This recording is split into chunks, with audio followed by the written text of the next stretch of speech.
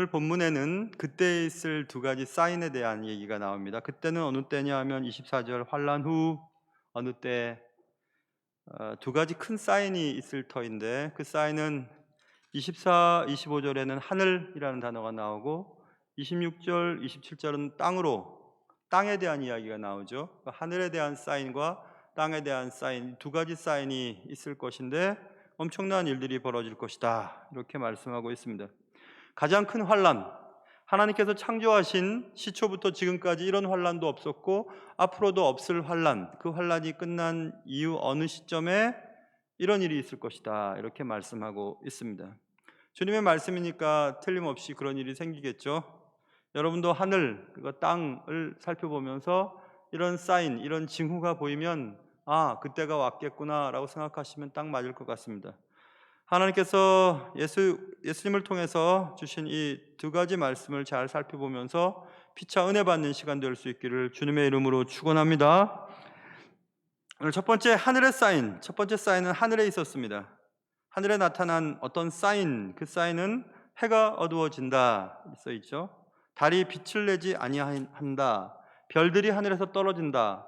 하늘에 있는 권능들이 흔들리리라. 이렇게 하늘의 어떤 사인에 대한 얘기를 하시는데 해가 어두워지며 달이 빛을 내지 아니하였다. 이 말씀은 계시록에 이미 예언되어 있는 계시록에 사도 요한에게 또 말씀하신 말씀 속에 들어 있습니다. 계시록 6장 12절 말씀 보면 내가 보니 여섯째 인을 떼실 때 큰 지진이 나서 해가 검은 털로 짠 상복같이 검어지고 달은 온통 피같이 되며 빛이 사라진다는 얘기를 하고 계시는데 낮에 광명을 주관하는 해와 밤에 빛을 주관하는 달이 어두워지고 빛을 내지 아니한다. 그럼 밤낮으로 어둡다는 얘기입니다. 밤낮으로 어둡다. 어두운 빛이 없음을 말하는 것이고 어두우면 앞이 안 보이죠. 그래서 우리가 인생 미래에 대한 소망이 사라지면 저 사람 진짜 앞이 캄캄해. 내 인생이 왜 이렇게 캄캄해졌지? 어디로 가야 할지 모르겠고 어떻게 살아야 할지 모르겠어 라고 하는 말을 할 때가 있지 않습니까? 그겁니다. 밤낮으로 어두우니 앞이 안 보이고 캄캄하고 소망이 없고 미래가 안 보이는 어떤 일. 출애굽 당시에 10가지 재앙이 있었습니다. 여러 가지 재앙 가운데서도 바로는 이스라엘 백성들을 보내지 않았습니다. 9번째 재앙은 암흑이었습니다. 보이지 않는 컴컴함. 그리고 10번째 재앙의 장자의 죽음이었습니다. 그때 비로소 바로는 이스라엘 백성들을 보내게 됩니다. 캄캄함과 장자의 죽음, 소망 없음은 연결되어 있습니다. 그래서 낮으로 캄캄하다는 것은 소망 없음, 미래가 안 보임, 이런 것과 연결지어 이해할 수 있습니다. 하늘에 어떤 변화가 있는데 그 변화는 우리에게 미래가 또 살아갈 소망을 잃게 만드는 어떤 변화가 있는데 그 변화는 해가 어두워지고 달이 빛을 내지 아니하고 별들이 하늘에서 떨어진다 이겁니다. 시편 8편 3절에 보면 주의 손가락으로 만드신 주의 하늘과 주께서 베풀어 두신 달과 별들을 내가 보니 이런 말씀이 적혀 있습니다. 손가락으로 만드신 우주 그리고 주께서 베풀어 두신 달과 별들, 베풀어 두신 이란 이 단어를 세번역과 공동 번역에서는 달아 놓으신 이렇게 번역했어요. 그래서 하나님께서 창조하시고 공간 가운데 별들이 이렇게 떠 있지 않습니까? 어떻게 뿌리를 대고 있는 것도 아니고 어떻게 저게 공간 가운데 떠 있을까? 그래서 고대 사람들은 달아 놓으신 이렇게 이해했습니다. 하나님께서 뭐 달아 놓으셨겠지. 공간 가운데 달아 놓으셨겠지. 그런데 달아 놓은 별들이 떨어져 버립니다. 그러면 달아 놓으신 것들이 떨어졌다 나갔다는 거죠. 공간 가운데 어떤 힘으로 별들을 공간 가운데 적당한 거리에 유지토록 하셨던 하나님의 권능의 손을 걷어버리신 장면을 말하는 것입니다. 그래서 공간에서 별들이 각각 자신을 지탱하고 있었지만 하나님의 힘이 그것들을 유지하도록 붙들고 있었지만 그 별들이 떨어지게 되었다는 것은 붙들고 계시는 하나님의 권능의 힘이 더 이상 작동하지 않는다. 그것을 말하는 것입니다. 결국 별들이 하늘에서 떨어지고 하늘에 있는 권능들의 흔들림은 하나님께서 자신의 손을 우주로부터 걷어들이신 결과로 나타난 현상이라, 그것을 우리가 이해할 수 있습니다. 그렇다면 하나님이 온 천체에 대한 통제력을 스스로 멈추신 결과 때문에 달려있던 별들이 떨어져 나가고 하늘에 있는 권능들이 흔들리는 그런 일들이 생겼다, 이것입니다. 하나님께서 만물의 통치권을 내려놓으실 때 온 세상이 경험하는 결과는 엄청나게 될 것이다, 이 말입니다. 해가 어두워지고 달이 빛을 내지 않고 별들이 하늘에서 떨어지게 될 것이다. 우주가 흔들릴 것이다. 한번 생각해 보세요, 여러분. 하나님께서 온 천하를 만드실 때 제일 처음 만드신 것은 빛이 있으라, 이렇게 말씀하셨죠. 빛을 만들어 놓으시고 그 다음에 이것저것 만들기 시작하셨어요. 빛은 창조의 시작입니다. 그런데 빛이 어두움을 잃어버렸다는 것은 창조의 첫 단추가 잘못되어 버린다는 것입니다. 창조의 첫 시작을 변형시킨 하나님의 어떤 계획은 이제 다시 엎으심, 새로운 창조를 머리에 염두에 두시고 첫 창조가 흔들리고 변화되도록 하셨다는 것을 알 수 있습니다. 이것은 꼭 우주적인 것으로만 이해할 필요도 없습니다. 여러분, 우리가 어떤 사람들과의 관계나 어떤 사회적인 지위에서 적당한 거리를 유지하고 적당한 어떤 관계 맺음을 통해서 살아가고 있다가 하나님의 은혜의 손길을 거둬들이시면 이제 어긋나기 시작해요. 엉망진창이 되어버립니다. 혼돈과 또 떨어짐과 또 흔들림과 빛을 잃는, 소망이 사라진, 미래가 보이지 않는, 살 소망을 잃어버린 그런 일들이 벌어진다는 것을 우리는 이 말씀을 통해서 이해할 수 있습니다. 베드로는 그의 서신 베드로 후서에서 이 예수님이 하신 이 말씀을 조금 더 깨달은 것들을 풀어내고 있는데, 베드로후서 3장 10절에 주의 날이 도둑같이 오리니, 도둑같이 온다는 것은 예상치 못함을 말하죠. 갑자기 별안간, 예기치 않음, 예상 밖에 어떤 주의 날이 올 때에 그 날에는 하늘이 큰 소리로 떠나가고 물질이 뜨거운 불에 풀어지고 땅과 그 중에 있는 모든 일이 드러나리로다. 이 모든 것이 이렇게 풀어지리니 너희가 어떠한 사람이 되어야 마땅하냐? 거룩한 행실과 경건함으로 하나님의 날이 임하기를 바라보고 간절히 사모하라. 그 날에 하늘이 불에 타서 풀어지고 물질이 뜨거운 불에 녹아지려니와 라고 그날에 있을 이야기를 베드로가 쓰고 있습니다. 여기서 풀어지고 또 녹아지고 라는 단어를 한번 생각해 보세요. 하늘의 변화는 풀어짐, 녹아짐, 혼돈, 무질서의 극치를 보여주고 있습니다. 풀어진다는 것은 여러분, 이 달걀을 깼을 때 달걀 푹 풀어진다는 그런 뜻이 아니고 매듭이 풀어진다는 얘기입니다. 느슨해진다는 뜻이에요.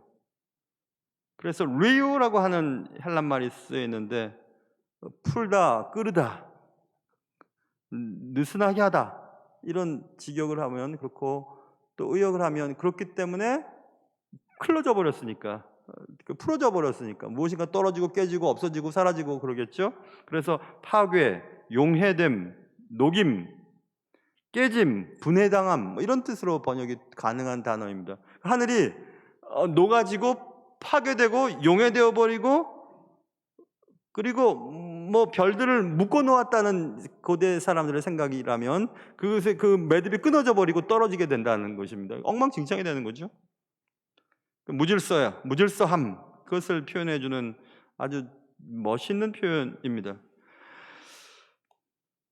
하나님께서 내 삶과 환경, 내 마음과 감정을 붙잡고 계시는 동안만큼 우리는 모든 것들을 적당한 거리에서 알맞은 공간을 확보하면서 아름답게 잘 유지해 나갈 수 있습니다. 그러나 하나님께서 그의 능력을, 그의 은혜를 우리의 삶에서 거둬들이실 때 모든 것은 빛을 잃고 떨어지고 흔들리고 풀어지고 녹아진다는 것을 알 수 있습니다.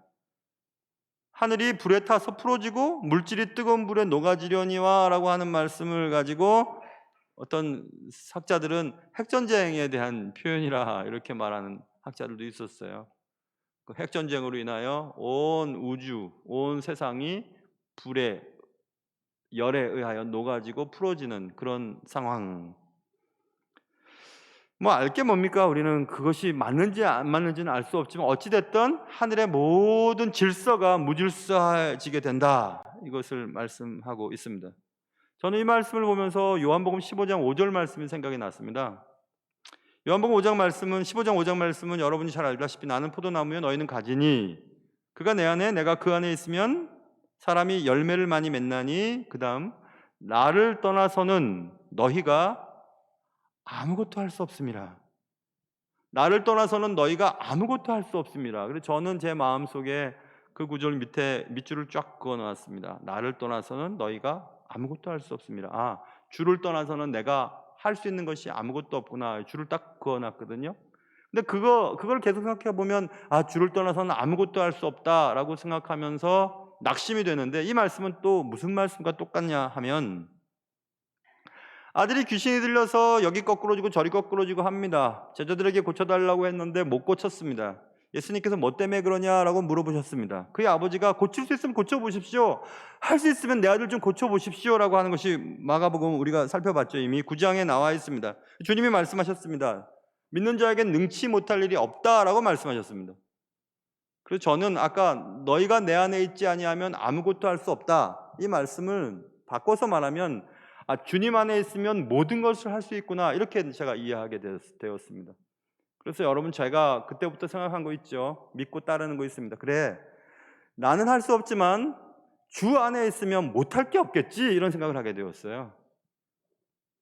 주께서 그의 은혜의 권능의 손을 멈춰버리시자 온 우주와 온 천체가 다 엉망진창이 되어버리는 것입니다. 우리의 삶도 마찬가지입니다.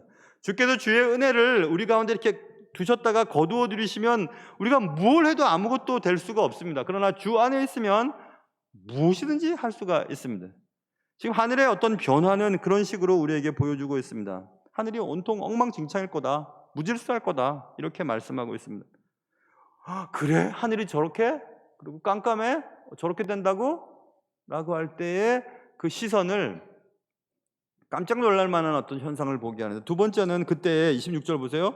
인자가 구름을 타고 그 큰 권능과 영광으로 오는 것을 사람들이 보게 될 것이다. 그때는 막 하늘이 막 이렇게 되고 저렇게 되고 할 때 무질서하고 어둡고 소망이 보이지 않고 살 소망이 사라지는 그때 인자가 하늘에서 구름과 함께 오시는 것을 보게 될 것이다. 가장 큰 환란이 있고 난 후 이 두 번째 사인은 땅에 나타난 어떤 변화인데 그 땅의 변화는 우리가 캄캄함을 바라보고 있는 하늘의 인자는 예수님이시죠. 예수님이 다시 나타나게 되신다. 예수님은 참 빛이시죠. 진짜 빛이십니다. 캄캄하고 산소망이 없고 살 이유가 없던 그때에 참 빛 되시고 참 우리에게 소망을 가르쳐주시는 예수님이 보이기 시작하는 것입니다. 예수님이 우리에게 다가오시는 것입니다. 인자가 구름을 타고 오는 것을 사람들이 보리라. 구름을 타고 온다. 구름은 성경에서 전차, 수레, 병거를 설명할 때 그 단어를 쓰는데 구름, 특별히 하나님이 타고 다니시는 교통수단으로서의 구름을 표현한 구절이 많이 있습니다. 이사야서 19장에 애굽에 관한 경고라 보라 여호와께서 빠른 구름을 타고 애굽에 임하시리니 구름을 타고 임하신다고 써있고 시편 104편 2절 3절에도 주께서 옷을 입음같이 빛을 입으시며 하늘을 휘장같이 치시며 물에 자기 누각의 들보를 얹으시며 구름으로 자기 수레를 삼으시고 바람날개로 다니시며 이렇게 써있고 사도행전 1장에 주께서 천국 올라가시면 승천하시면서 제자들에게 내 증인이 되리라 말씀하시고 그들이 보는 데서 올라가십니다. 올라가실 때 구름이 그를 가려 보이지 않게 하시자 제자들이 계속 그 하늘을 쳐다봅니다. 그때 두 천사가 얘기합니다. 어딜 쳐다보냐? 저렇게 가신 그대로 다시 오실 것이다 이렇게 말씀하셨어요. 구름에 가리어서 올라가셨던 그 모습 그대로 다시 구름과 함께 내려오실 그 얘기입니다. 지금 구름을 타고 큰 권능과 영광으로 오는 것을 사람들이 보리라 이것을 말씀하고 있죠. 예수님의 다시 오심은 예수님의 첫 번째 오심 First coming, 첫 번째 오심과는 전혀 다른 모습으로 오실 것을 말씀하고 있죠.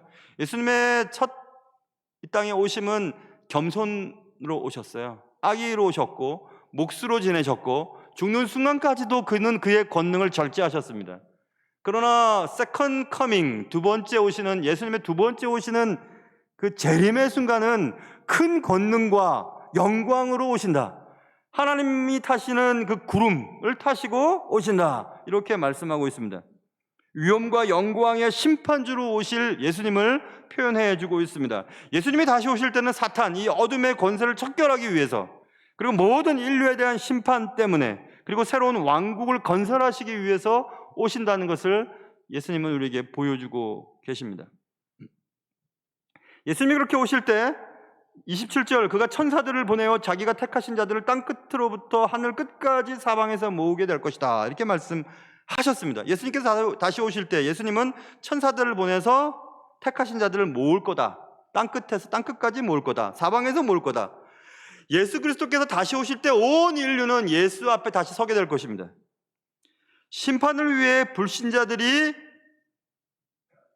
모이게 될 것이고, 영광을 위해, 상급을 위해 택한 자들이 또 모이게 될 것임을 성경은 누누이 우리에게 설명하고 있습니다. 마가복음 우리가 8장에서도 이미 살펴보았는데, 주께서 다시 오실 때 이런 일을 하신다고 말씀하셨어요. 마가복음 8장 38절, 누구든지 음란하고 죄 많은 세대에서 나와 내 말을 부끄러워하면, 예수 안 믿는다는 얘기죠. 예수 안 믿는 것. 인자도 아버지의 영광으로 거룩한 천사들과 함께 올 때 그 사람들을 부끄러워하리라.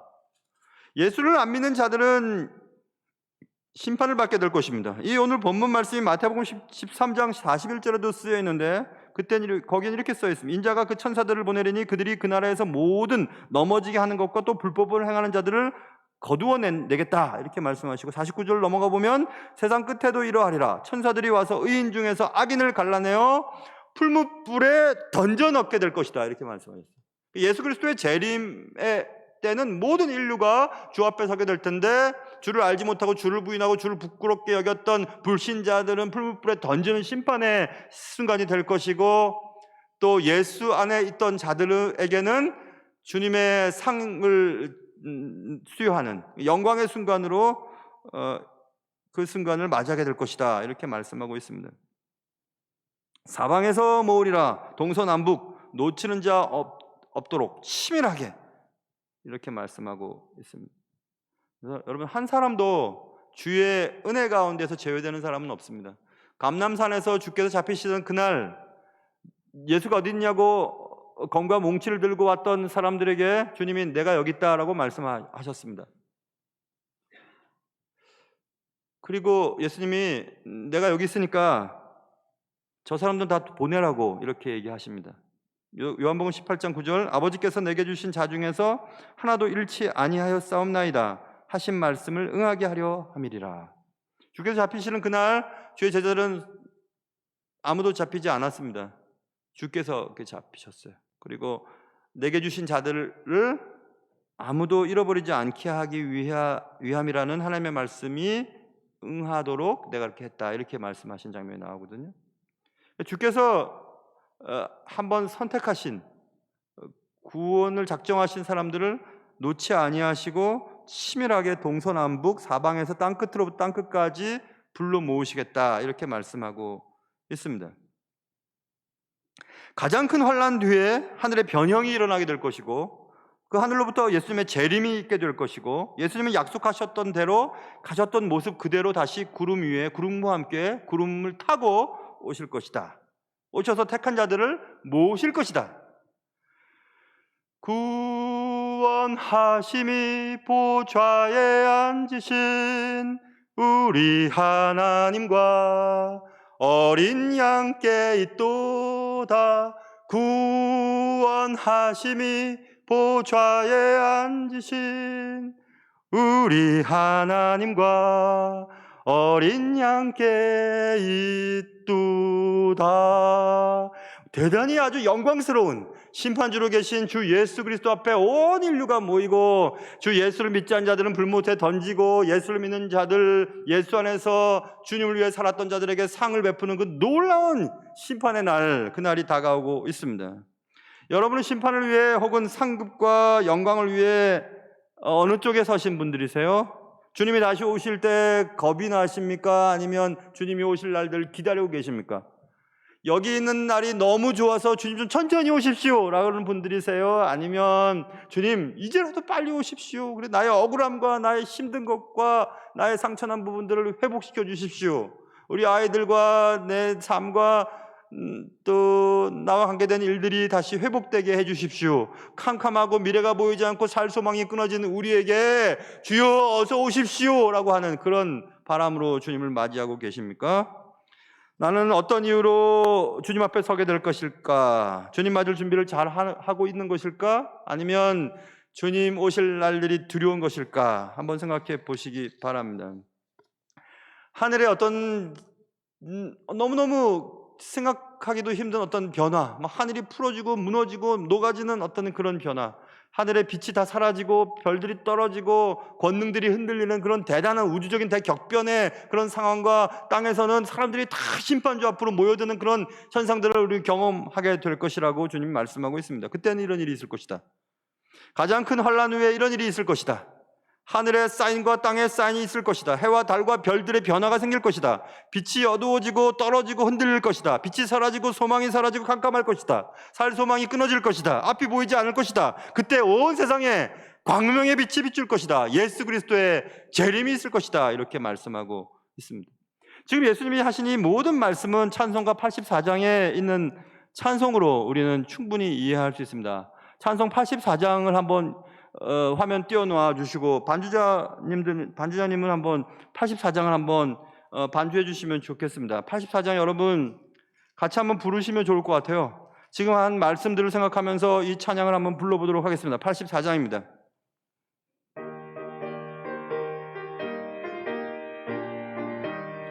온 세상이 캄캄하여서 참 빛이 없었더니 그 빛나는 영광 나타나 온 세상 빛이었네. 아멘. 영광 영광의 주, 영광 영광의 주, 밝은 그 빛 내게 비추었네.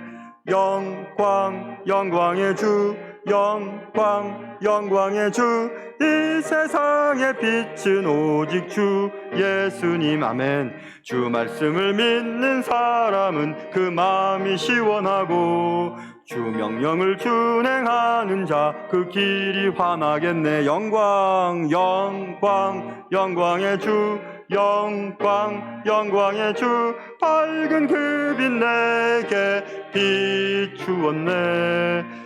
영광 영광의 주, 영광 영광의 주, 이 세상의 빛은 오직 주 예수님. 죄 가운데 사는 사람은 그 눈이 어두워도 그 죄악을 씻는 날에는 그 눈이 밝아지네. 영광 영광 영광의 주, 영광 영광의 주, 밝은 그 빛 내게 비추었네. 영광 영광 영광의 주, 영광 영광의 주, 이 세상의 빛은 오직 주 예수님. 아멘. 여러분 삶이 너무 캄캄하고 끝이 안 보이고 어디로 갈지 모르겠고 살 이유가 뭐야?